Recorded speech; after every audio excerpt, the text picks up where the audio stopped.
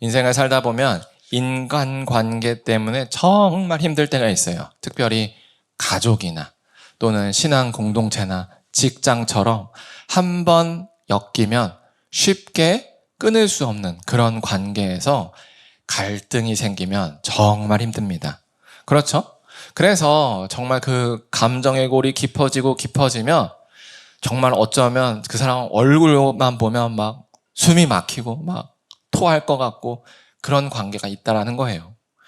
아마 여기 계신 분들은 살면서 한 번쯤은 그런 경험이 있으실 겁니다. 그럴 때 어떻게 해야 될까요? 그냥 홧김에 몰라 다 끝내버려 이래야 될까요? 그 답이 바로 오늘 본문에 있습니다.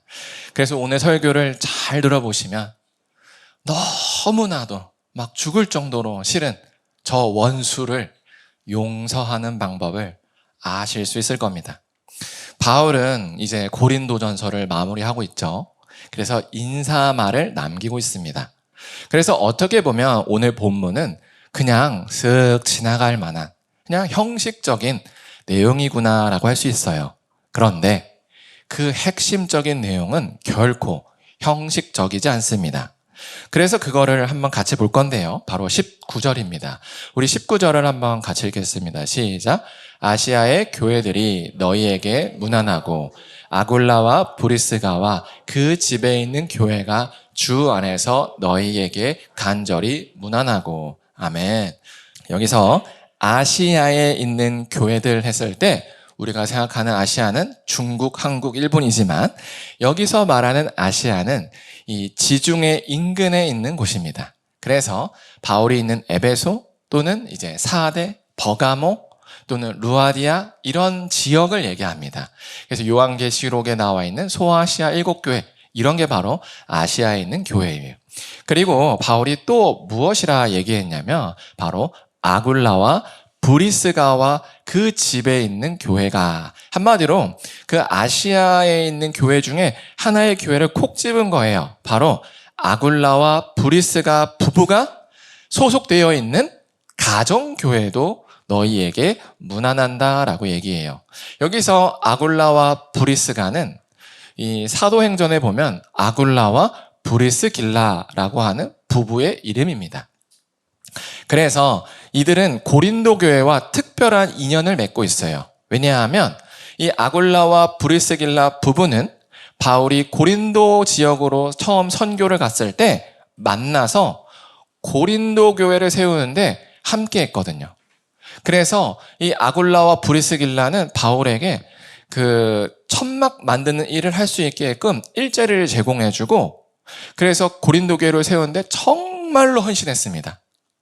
그리고 바울이 고린도 교회를 세우고 이제 에베소 지역으로 떠났을 때 함께 떠났어요. 그러다 보니까 이 고린도 교회 사람들 입장에서 이 아굴라와 브리스길라의 그 안부가 늘 궁금했던 거예요. 그러니까 바울이 특별하게 아굴라와 브리스길라가 속한 교회도 너희에게 문안해라고 얘기한 거죠. 그리고 나서 바울이 또 이렇게 얘기해요. 그리고 모든 형제들, 여기서 모든 형제들은 바울과 함께했던 그리스도인들을 얘기합니다. 이런 모든 그리스도인들도 너희에게 문안해라고 얘기해요. 그냥 여기까지 보면 그냥 안부 인사 전했구나라고 생각할 수 있어요. 그런데 아마 눈치가 조금 빠르신 분들은 이런 패턴을 발견하셨을 거예요.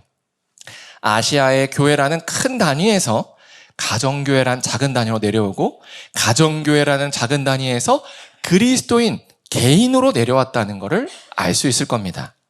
이걸 통해서 바울이 말하고 싶은 메시지는 무엇이냐면 이렇게 모든 교회 공동체, 신앙 공동체가 고린도 교회 너희를 한 가족이자 하나로 선언하는 거야 라고 얘기하는 거예요.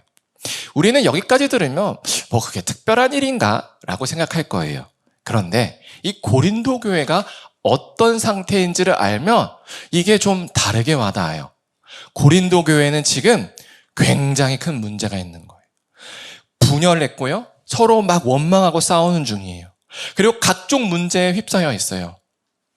한마디로 세상으로 말하면 사회적인 지탄을 받을 만한 행동을 하고 있다는 거죠. 그런데도 그런 사람들을, 그런 공동체를 우린 하나예요 라고 선언하는 건 사실 엄청난 용납이에요. 왜냐하면 우리가 현실을 한번 생각해 볼게요. 우리가 사회생활할 때 가까이 지냈던 사람이 사회적으로 지탄받을 만한 어떤 큰 문제를 저질렀어요. 그럼 대부분의 사람들은 손절합니다.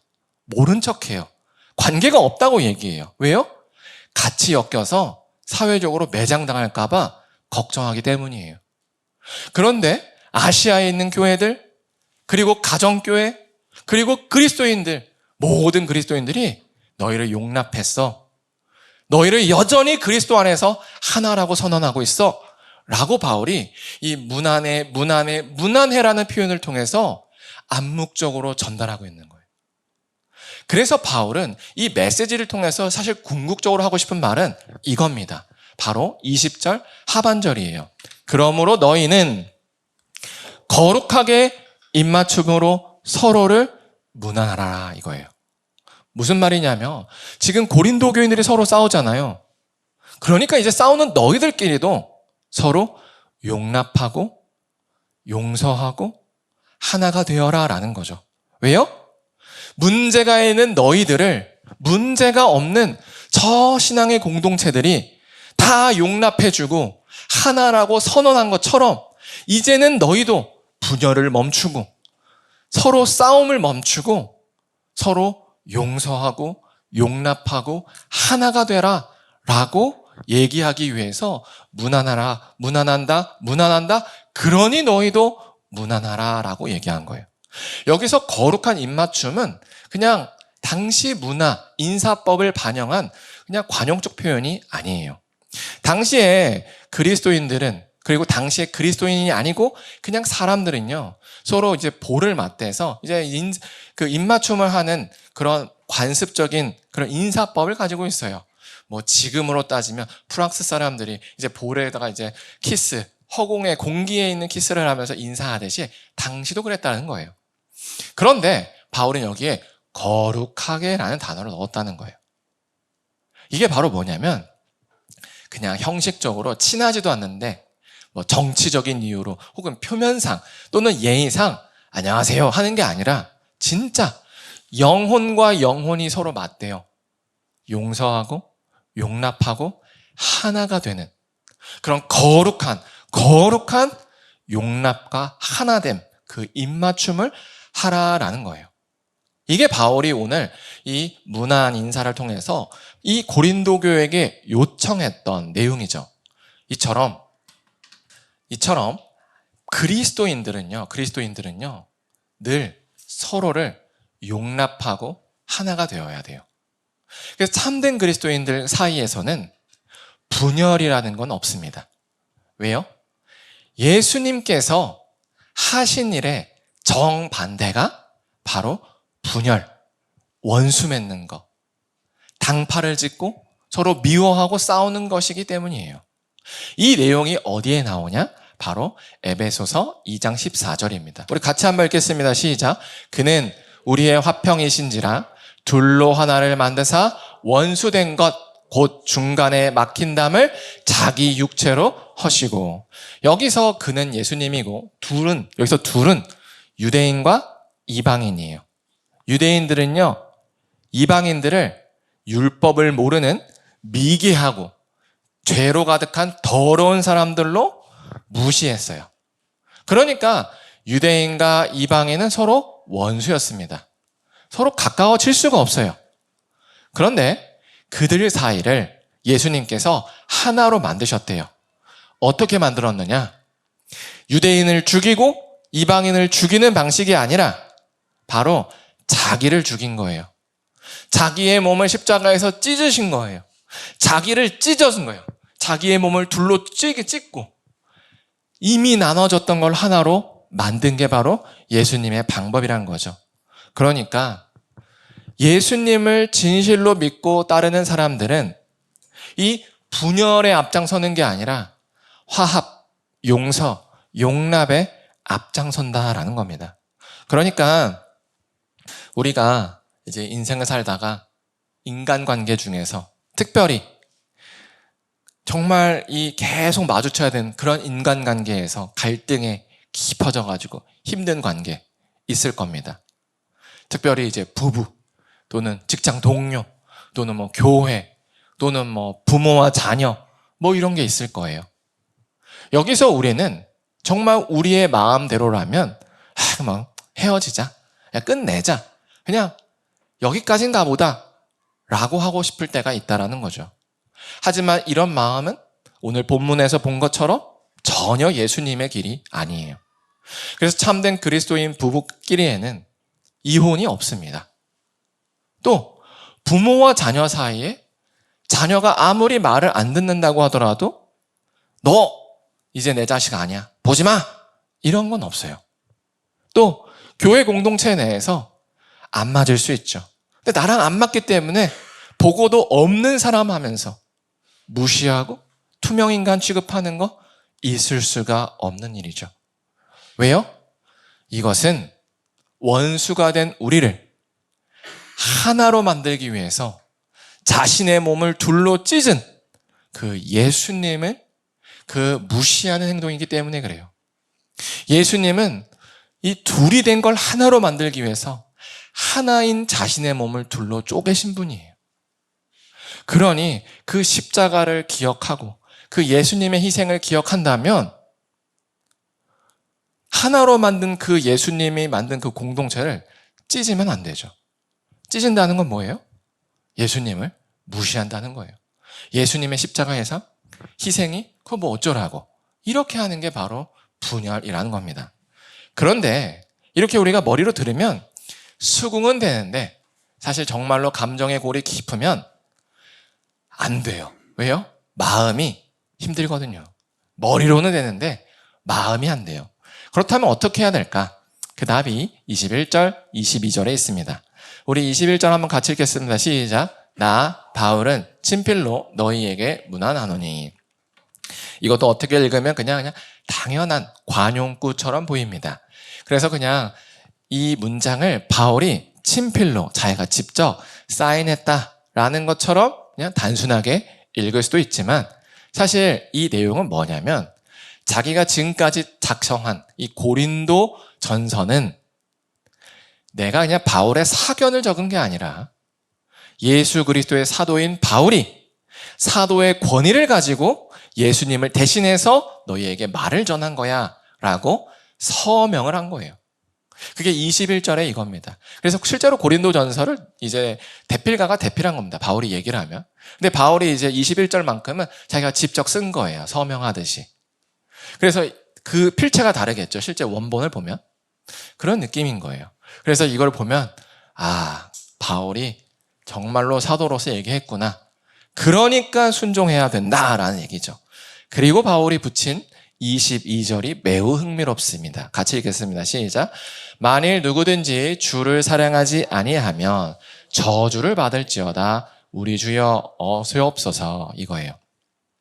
여기서 갑자기 뜬금없이 사랑이라는 단어를 끌고 온 이유는 다른 게 아니에요. 고린도 교회가 분열한 이유는 예수 그리스도에 대한 지식이 부족해서가 아닙니다. 예수 그리스도에 대한 사랑이 없어서예요. 이걸 알아야 돼요. 고린도 교회가 싸운 이유는 예수님께서 무엇을 원하는지 무엇을 싫어하는지 몰라서가 아니라 알아도 하고 싶지 않은 그 마음 때문에 그렇다는 거죠. 정말로 자신이 지옥에 가야 하기에 마땅하다고 느낀 죄인은요, 예수님께서 자기를 구원해 주셔서 천국 백성이 되고 하나님과 끊어진 자신이 이제는 하나가 되었다는 사실에 매우 감사하죠. 그냥 아이고 감사합니다, 이 수준의 감사가 아니라 정말로 이 은혜를 어떻게 갚지? 와, 내 목숨을 다 드려도 결코 다 갚을 수 없다. 이 감사예요. 이것을 성경에서는 사랑이라고 하는 거예요. 정말로 예수님을 사랑하는 거예요. 뭐보다? 내 목숨보다. 내 목숨보다 예수님이 더 소중하기 때문에 내가 원하는 감정, 원함, 욕구를 꺾고 예수님의 말씀을 선택하는 거예요. 그래서 정말로 예수님을 사랑하는 사람들은 자기가 누군가에게 상처를 받고 억울할지라도 그 상처와 억울함을 꺾어요. 왜요? 예수님을 위해서. 예수님께서 자기의 몸을 찢어서 우리를 하나로 만들었다는 게 너무 소중하기 때문에 내 억울함, 상처, 분노를 꺾습니다.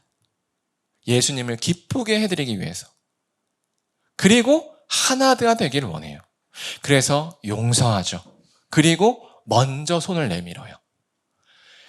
그래서 만약 고린도 교인들이 정말로 이렇게 예수님을 사랑했다면 이렇게 분열하지 않았을 겁니다. 근데 지금 고린도 교인들은 어때요? 자기가 잘났다고 싸우고 있는 거예요. 그 잘났다는 게 뭐냐면 내가 더 옳아. 예수님에 대해서 내가 더 많이 알아. 내가 더 큰 은혜 받았어. 너희는 못 받았고 너희는 몰라라고 얘기하는 거예요. 지식을 가지고 싸우고 있는 거예요. 몰라서 싸우는 게 아니라 더 많이 안다고 자기를 자랑하고 또 그렇게 해서 비난받은 내 원망, 분노, 상처를 표출하고 있는 거죠. 이런 현상을 볼 때 우리는 뭐를 할 수 있냐면 이렇게 알 수 있는 거예요. 고린도 교인들은 예수님을 사랑한 게 아니라 예수님을 이용했다. 이걸 알 수 있는 거예요. 예수님을 사랑한 게 아니라 정말로 그 구원받은 은혜에 감사해서 예수님 정말로 내 목숨보다 당신을 더 사랑합니다가 아니라 천국 가고 싶으니까 너 이리 와봐. 나 좀 신령한 은혜, 복 좀 받고 싶으니까 일로 와봐 예수야. 이런 상태를 하는 거예요. 하지만 말은 어때요? 경건하게 하죠. 주여, 그리스도이십니다. 하나님이십니다. 고백은 하지만 실제적으로 마음은 이용하고 있다는 거예요. 그래서 바울이 그들의 상태를 22절로 콕 집은 거예요. 누구든지 주를 사랑하지 않으면 저주를 받을지어다. 그래서 정말로 고린도 교인들은 저주를 받았어요. 예수님을 믿는 사랑의 공동체라고 모였지만 사랑이 없어요. 평안이 없어요. 그리고 분열해요. 그래서 교회 오면 늘 화가 나고 분노가 치밀고 어떻게 하면 죄를 없애버리지 고민만 하고 있는 거예요. 지옥이죠. 저주받은 거예요. 정말로 예수님을 사랑하지 않으면 저주를 받습니다. 이미 저주 안에 있어요. 이처럼 예수님을 사랑하지 않으면 결국 말씀대로 행하지 않습니다. 그리고 말씀대로 행하지 않으면요, 아무리 자신이 예수님을 믿는다 주장해도요, 천국의 축복을 이 땅에서 누릴 수가 없어요. 그럼 뭐예요? 저주받은 상태라는 거예요. 왜요? 갈등 가운데 있거든요. 절대 용서하지 않아. 네가 용서하면 용서해? 난 절대 내가 먼저 용서하지 않아라고 분노와 이를 갈기 때문에 평안할 수가 없죠. 특별히 교회에서 그런다 생각해 보세요. 지금처럼 교회가 많아서 떠날 수 있지만 그 당시엔 떠날 수가 없어요. 갈 수밖에 없어요. 아니면 나는 그냥 그리스도인을 포기해야 되는데 그 가자니 짜증나고 그것도 매주 가야 돼. 그리고 이제 같이 성찬식을 하면서 형제입니다 하는데 막 화가 막 치밀어 올라오는 거죠. 막 빵을 던져서 얼굴에 짓이기고 싶은데 포도주를 네 얼굴에 뿌리고 싶은데 예의상 안 하고 있으니까 얼마나 막 속이 부글부글 하냐는 거죠. 지옥입니다. 그게 지옥이에요. 그리고 문제는 이 상태를 회개하지 않으면요, 정말로 종국에는 영원한 저주, 영원한 심판, 영원한 멸망인 지옥에 갑니다.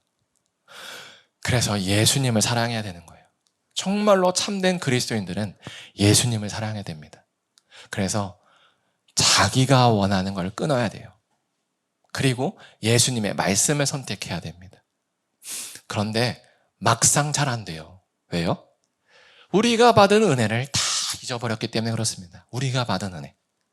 우리가 지금은 이제 매주 예배당 나와서 그냥 그렇게 사는데 사실 잘 내 삶을 돌아보면 겉은 멀쩡했지만 속은 완전히 방황하고 겉돌고 늘 불평불만, 늘 만족이 없는 삶을 살았다는 걸 아실 겁니다.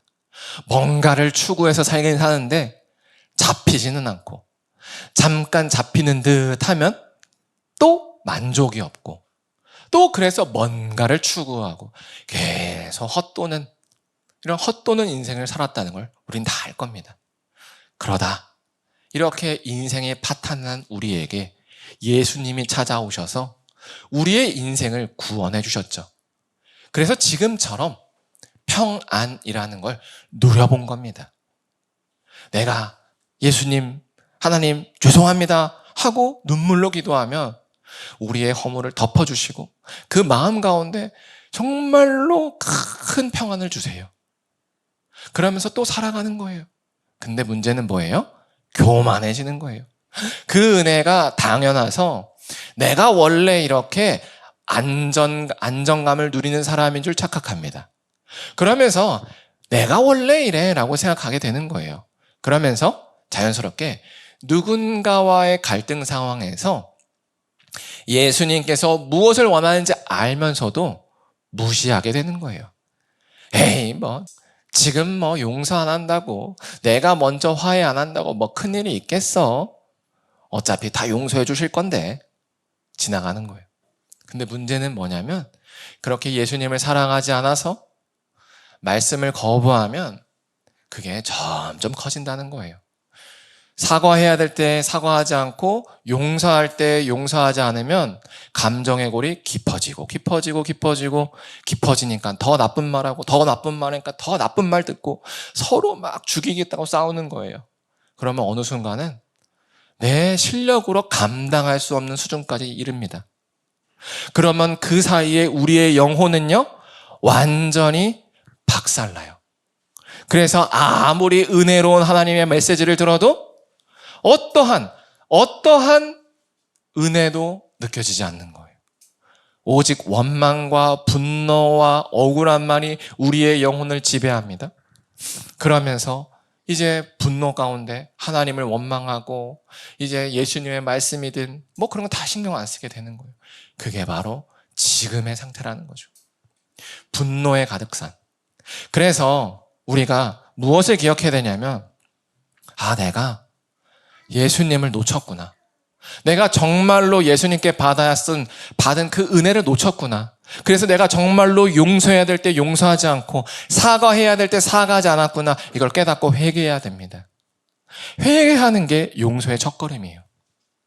그냥 용서가 안 돼요 하는 게 아니라 내가 회개하지 않았다는 거예요. 왜요? 용서해버리면 지금까지 내가 붙들고 있던 저 상처받은 마음에 대한 보상을 못 받을 거다라고 생각이 드는 거예요. 용서하지 않는 이 마음은요, 일종의 채권이에요, 채권. 너 나 상처 줬어. 그러니까 너 이거 보상해줘야 돼. 라는 그 채권이 용서하지 않는 마음이에요. 근데 그것은 깡통 채권이에요. 아무리 보상을 원해도 받을 수 없는 겁니다. 오히려 그 깡통 채권에 자기가 갇혀요. 저주에 드는 겁니다. 분노와 상처와 원망이란 저주의 틀에 딱 갇혀가지고 헤어나지 못해요. 그리고 이 관계만 끝나면이라고 생각하겠지만 본질적으로 내가 예수님을 사랑하지 않기 때문에 이런 관계가 형성됐다면 이 사람이 아니어도 다른 곳에 또 그럽니다. 왜요? 내가 안 바뀌었기 때문이 그래요. 그래서 용서하기 위한 첫걸음은 회개입니다. 그래서 우리가 이 시간에 잘 돌아봤으면 좋겠어요. 과연 나는 예수님께 받은 은혜를 기억하고 있는가? 아니면 잊었는가? 그래서 내가 용서해야 될 때 용서하고 사과해야 될 때 사과했는가? 아니면 무시했는가? 이거를 돌아봐야 됩니다. 그래서 만약 내가 무시했다면, 예수님의 그 사랑하는 마음을 무시했다면, 하나님, 제가 은혜를 받고도 지금까지 무시했습니다. 제 자존심, 제가 받은 상처와 억울함 주장하면서 무시했어요 하고 눈물로 회개해야 됩니다. 그렇지 않으면 주를 사랑하지 않기에 저주에 임하는 거예요. 근데 본인이 저주에 걸렸는지 모르죠. 왜요? 붙들고 있으니까 그 저주를. 이 저주를 놓지 않겠어. 그래서 우리는 이 시간에 돌아봤으면 좋겠습니다. 그리고 놨으면 좋겠어요. 아, 이거 깡통이구나. 내가 나를 지금 이 상처와 저주와 원망과 분노의 감정으로 감싸고 있구나. 보내야겠다. 그래서 저는 소망하기로 우리 모두가 이렇게 우리의 목숨보다, 우리의 감정보다, 우리의 상처보다 예수님을 더 사랑했으면 좋겠습니다. 그래서 오늘 바울이 22절 마지막에 한 표현, 우리 주여 어서 오시옵소서. 그래서 그 마지막 종말의 그 모습을 바라보면서 그렇구나. 내 감정 꺾고 예수님 다시 오시길 기다리면서 가야겠구나. 그래서 서로 다독이고 서로 품고 하나가 되어야겠구나 라고 나아갔으면 좋겠습니다. 그래서 우리가 이 소망으로, 이 재림 소망, 이걸 가지고 우리 주변에 아직 예수님 모르고 또 수원 지역에 예수님 모르는 영혼들을 잘 보살피고 또 전도해서 지치지 않게 나아갔으면 좋겠습니다. 그래서 우리 이 시간에 찬양하고 기도할 때 이렇게 기도했으면 좋겠습니다. 예수님께서 다시 오시는 날까지, 예수님께서 다시 오는 날까지 예수님을 사랑하여 우리의 감정을 내려놓고 말씀에 순종하게 해달라고 기도했으면 좋겠습니다.